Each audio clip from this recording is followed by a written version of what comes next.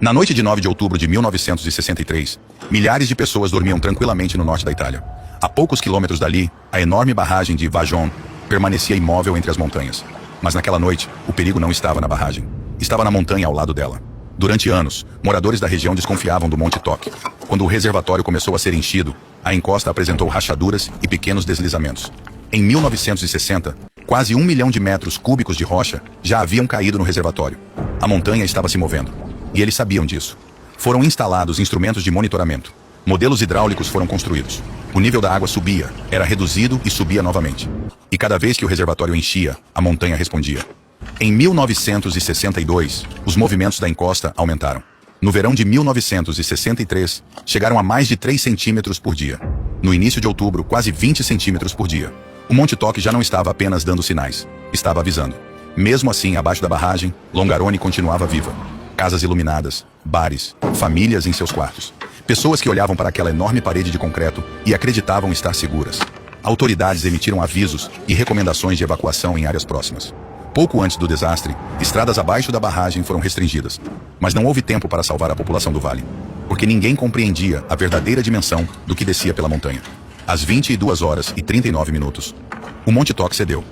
Cerca de 260 milhões de metros cúbicos de rocha se desprenderam da encosta. Não foi uma queda lenta.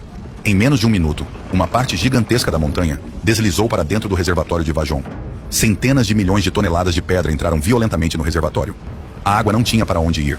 O impacto comprimiu o reservatório como se uma montanha tivesse sido lançada dentro de uma banheira. E então, a água subiu.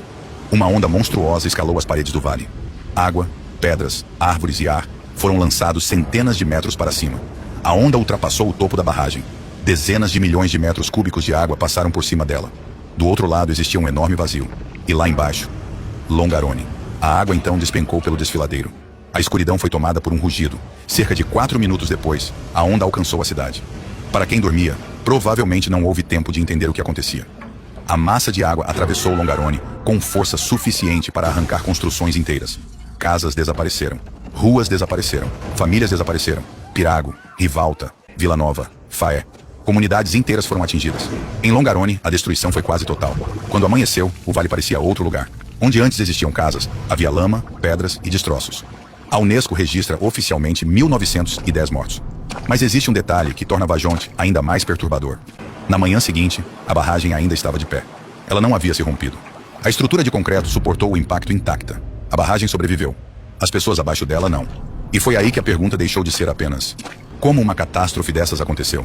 E passou a ser: ela poderia ter sido evitada? Vieram investigações, perícias, depoimentos e processos criminais. Documentos técnicos revelaram uma história iniciada muito antes daquela noite. Relatórios geológicos, medições, modelos, registros sísmicos, fotografias, filmes e até amostras das próprias rochas do Monte Toc. Os processos criminais relacionados ao desastre se estenderam de 1963 a 1971. Hoje, esse arquivo reúne cerca de 250 pastas de documentos jurídicos e técnicos.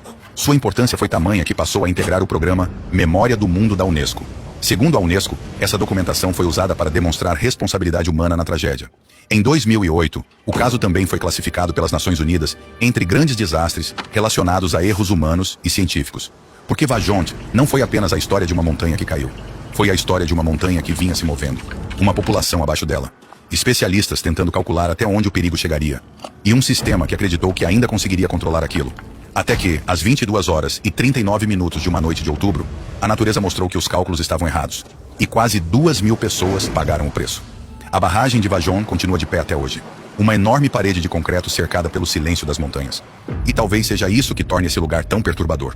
Porque quando você olha para ela, não está olhando para as ruínas de algo que falhou. Está olhando para uma estrutura que funcionou. Enquanto tudo ao redor dela foi destruído. Siga o Acervo Proibido.